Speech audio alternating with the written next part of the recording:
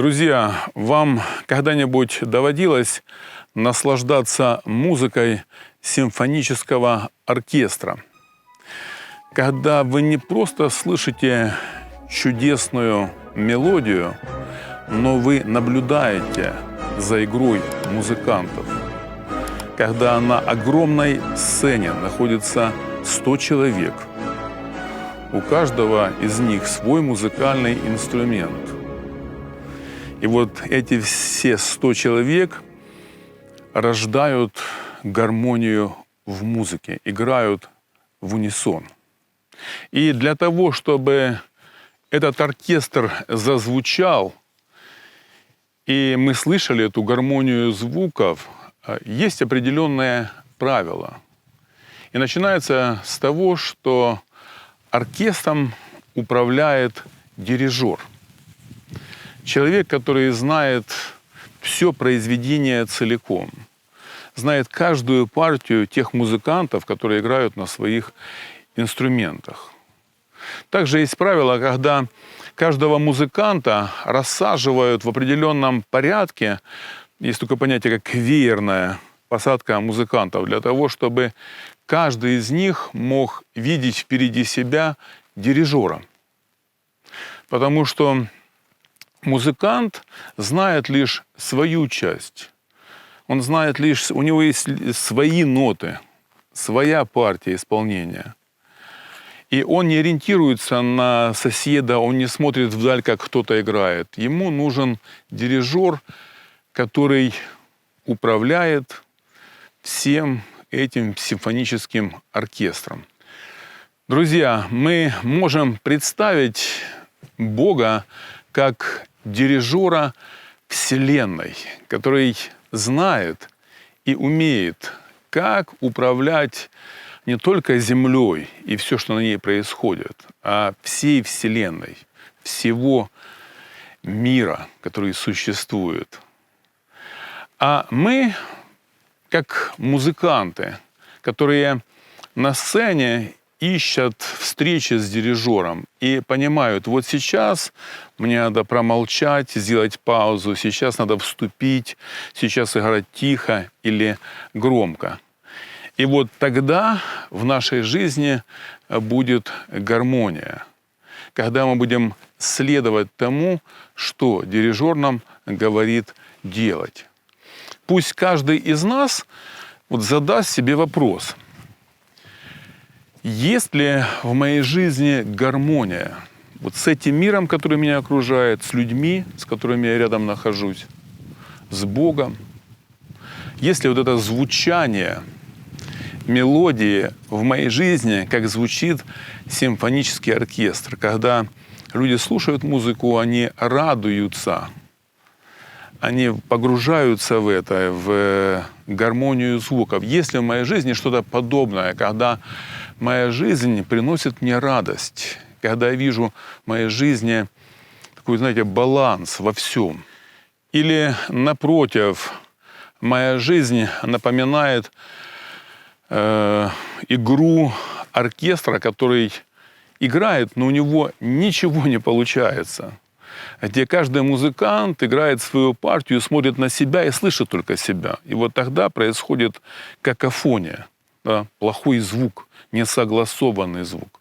Может быть, вот сегодня в моей жизни такое происходит, когда я стараюсь, у меня это не получается, я хочу, чтобы это случилось, и тут не ладится, и тут не выходит.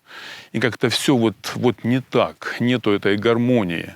Почему? Может быть, потому что я до сих пор не понимаю, что есть Бог, который дирижер, который является управляющим этого мира. Мне нужно перестать смотреть на себя или на других. Мне прежде всего надо найти дирижера и следовать тому, что Он говорит мне делать. В Новом Завете есть много историй, где мы видим Христа как дирижера, который управляет всем, который контролирует все, который знает, что будет происходить в твоей жизни. Тебе лишь нужно довериться и последовать за своим учителем или выполнить то поручение, о котором он тебе говорит. Одна из таких историй из жизни Христа – это Евангелие от Луки, 22 глава, стих 7. «Настал же день опресноков, в который надлежало заколоть пасхального агнца.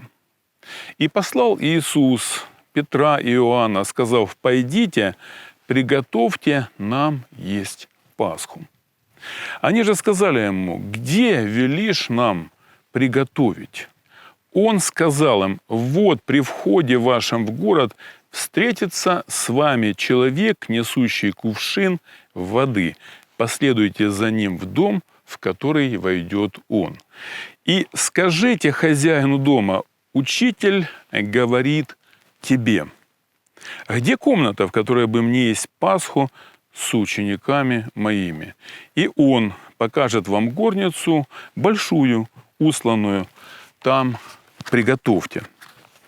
Вот такая очень удивительная история. И в чем ее необычность? Иисус дает поручение двум ученикам, Петру и Иоанну, о том, что вы пойдете и приготовите нам Пасху. Но когда речь идет о встрече, когда мы с кем-то договариваемся, что давай встретимся с тобой, мы всегда упоминаем время и место. Давай в назначенное время встретимся, а где? И называем адрес. И вот тогда, конечно, встреча произойдет. Смотрите, насколько необычно Иисус поступает. Он не называет ни адрес, он не говорит о каком-то специальном месте, там, встретимся у фонтана, в центре города. Он не говорит о времени.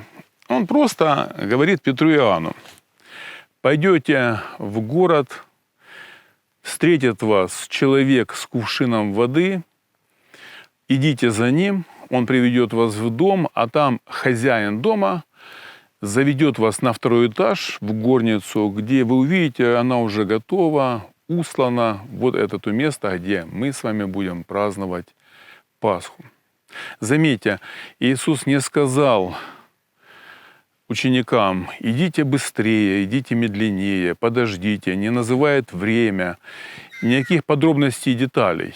Просто следуйте, я уже обо всем позаботился. То есть вы делаете свою работу, там человек с кувшином делает свою работу, я им тоже управляю, и хозяин дома тоже вас ждет, и он знает, что ему делать. То есть каждый исполняет свою партию в этом жизненном оркестре, играет свои ноты. Мы можем с вами сейчас представлять, как Петр и Иоанн идут по дороге и радуются, какой у них учитель, который просто знает наперед все, что будет. Ведь тогда не было никаких средств связи. Просто вот доверие. Они идут.